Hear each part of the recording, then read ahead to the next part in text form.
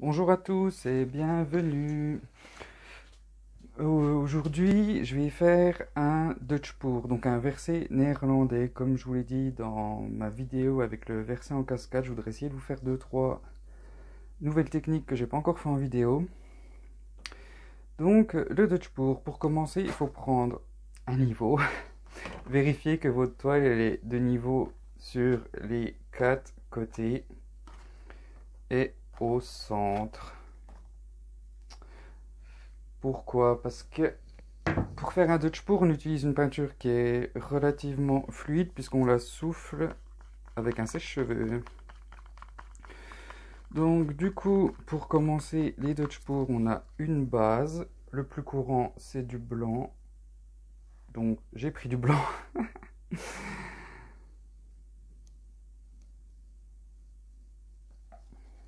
Mon blanc, j'ai préparé... J'ai oublié de prendre un couteau, comme d'habitude.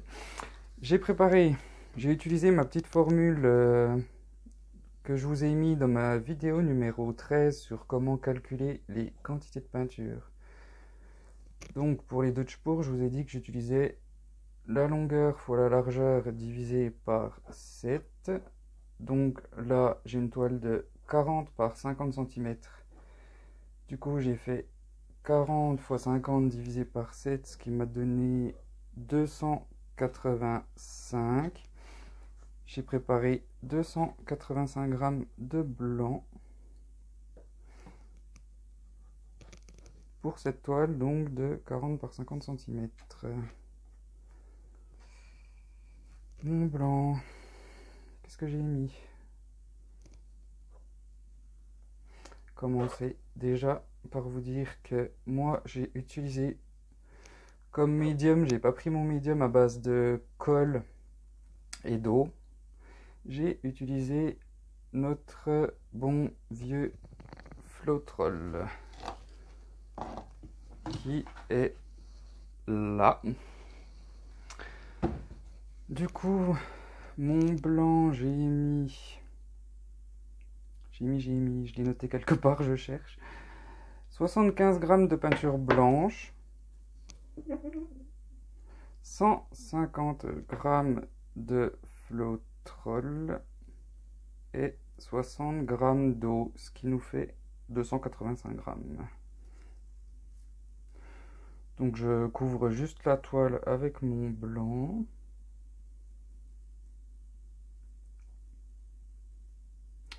Du coup, vous pouvez pas forcément voir, je pense pas d'ailleurs. Mais bon, c'est pas très important, hein. J'étale juste le blanc pour bien que toute ma toile soit couverte.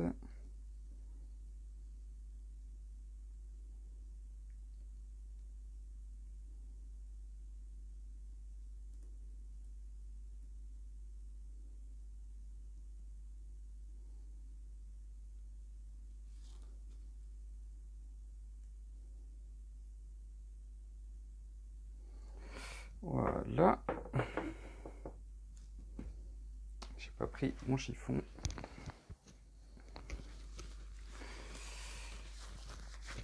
Je vais compléter mes côtés et m'assurer qu'ils sont tous couverts de blanc. Je fais des cochonneries en plus en passant.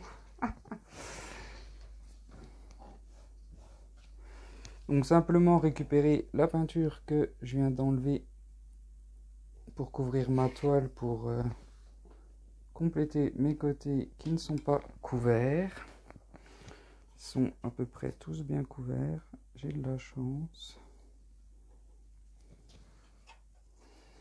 Comme c'est la première fois que je fais une vidéo sur cette technique, j'essaie de prendre mon temps de vous expliquer un maximum. Mais je dois avouer que c'est pas une technique que je maîtrise. J'en ai fait seulement 2 ou 3, pas plus, pour essayer. Du coup, j'espère que vous serez indulgents. Elle sera peut-être pas forcément très belle. Mais bon. C'est comme ça qu'on apprend, c'est en pratiquant. J'aurais bien aimé prendre une toile un peu plus petite, mais j'ai plus grand chose en toile.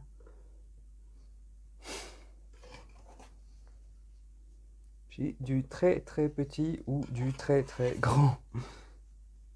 Et faire un Dutch pour sur une grande toile, enfin sur une petite, pardon, c'est pas facile. Dutch pour, ça veut dire verset néerlandais, je sais plus si je vous l'ai déjà dit. Mais je préfère le terme anglais, c'est nettement plus simple, j'espère que vous ne m'en tiendrez pas rigueur. Je vais enlever mes bulles d'air.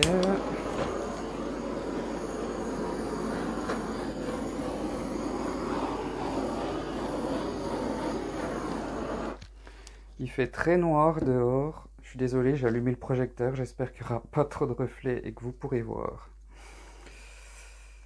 Donc, mes couleurs. J'ai préparé une toute petite quantité de couleurs. C'est des petits verres à médicaments qui font 30 millilitres. Pour chaque couleur, j'ai mis 7 grammes de peinture, 15 grammes de flotrol et 6 grammes d'eau. Je les ai toutes préparées exactement de la même façon. Du coup, là, j'ai je ne sais plus, du pourpre dioxazine. C'est une couleur que j'aime pas mal et je dois avouer que je l'utilise assez souvent.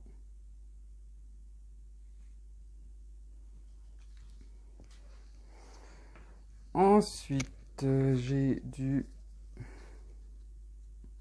bleu outre-mer ou ultramarine, c'est la même chose.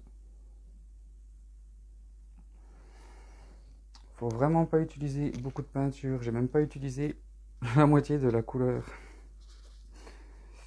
Là, j'ai du violet foncé.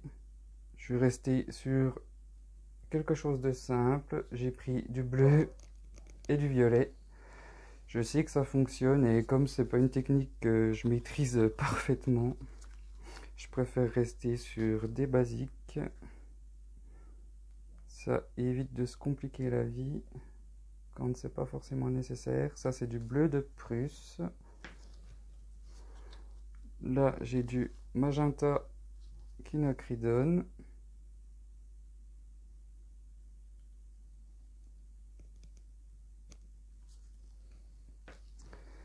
Du bleu turquoise. Je crois que j'ai mis un peu trop de peinture. Faut vraiment en utiliser très peu de couleurs pour cette technique. C'est pas facile à juger. Là, j'ai de l'or.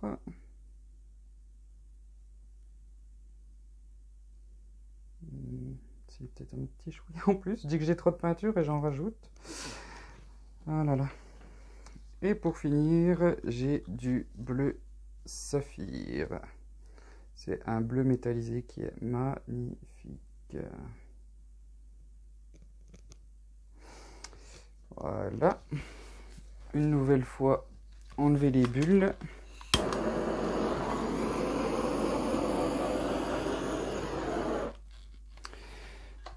On va prendre notre sèche-cheveux avec le diffuseur pour que le souffle soit bien précis, que je puisse choisir où je veux souffler.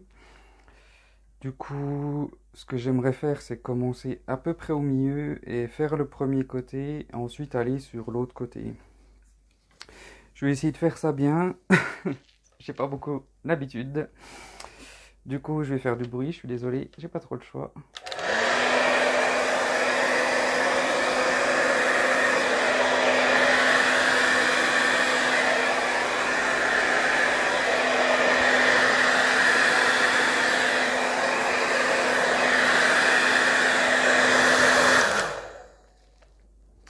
C'est pas trop mal. Enfin, j'espère. C'est vraiment pas une technique que j'ai l'habitude de pratiquer. J'essaie vraiment de faire de mon mieux. J'ai des super cellules, elles sont magnifiques. Le problème, c'est que j'aimerais retravailler quelques détails. Là, j'ai pas soufflé proprement. Je voudrais ressouffler un peu plus pour enlever de la toile justement ces éclaboussures qui sont pas très esthétiques. Ce que je vais faire, que j'ai pas pensé, je vais prendre mon... Mais... Mince, pardon. Mon aérographe pour souffler. En temps normal, je l'aurais fait avec ma bouche. Mais là, ça va être compliqué sans mettre ma tête. Je vais vous mettre sur pause et sortir vite fait mon aérographe. Je vous dis à tout de suite dans 2 petites secondes. Donc me revoilà, j'ai sorti mon aérographe. Comme toujours, n'allez pas en acheter un pour faire ça, franchement. Moi j'en ai un, je m'en sers et ça m'arrange bien parce que là ça m'évite de mettre ma tête devant la caméra. Le problème c'est que j'ai un paquet de cellules et je ne sais pas comment souffler pour pas trop les abîmer. On va essayer.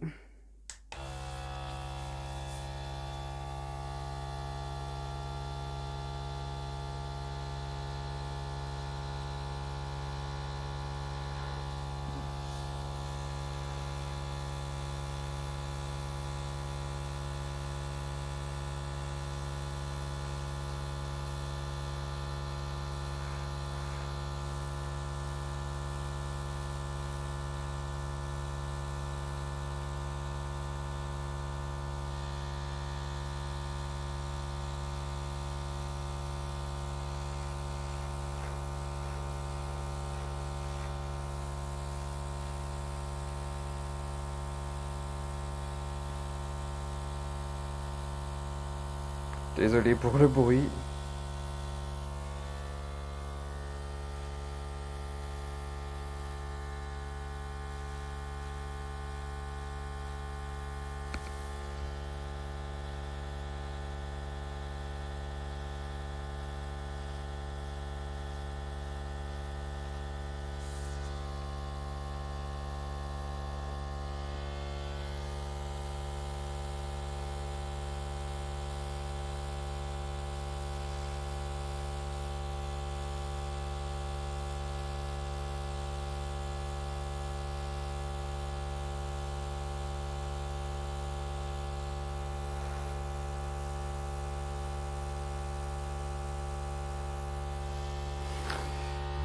Et ça devrait être bon.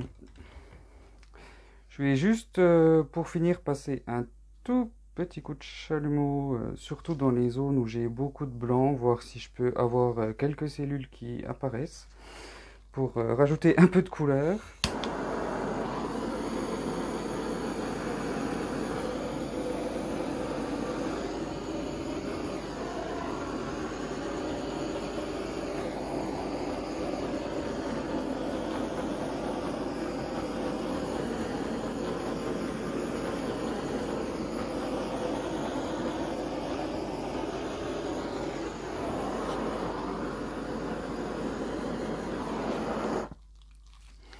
Bon, j'en aurais pas énormément, c'est pas grave, j'aurais essayé. C'est plutôt pas mal pour un début. Je m'attendais à pire. J'espère que ça vous plaira. Du coup, comme d'habitude, passez le couteau ou un bâtonnet en bois, hein, ce que vous avez, ou même le doigt, vous pouvez le faire au doigt, sous les bords pour enlever les gouttes. Surtout avec ce genre de peinture qui est très fluide. Si vous laissez les gouttes, ça va tout vous tirer. La peinture de votre toile, elle va tout être tirée sur les côtés. Ce serait dommage de revenir quelques heures après et de voir que la moitié de sa toile s'est sauvée. Donc je vais vous mettre sur pause une petite seconde, descendre la caméra et vous montrer ça de plus près. A tout de suite. Donc me revoilà. Désolé pour le reflet du projecteur, j'ai vraiment pas le choix, il fait vraiment pas beau.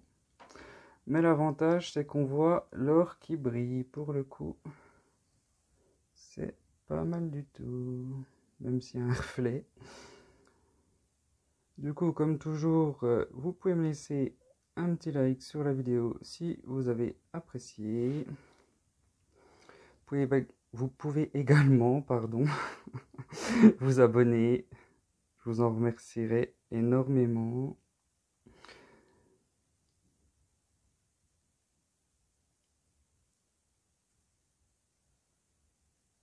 Et comme toujours, je vous dis à tous un très grand merci. Et à très bientôt, j'espère.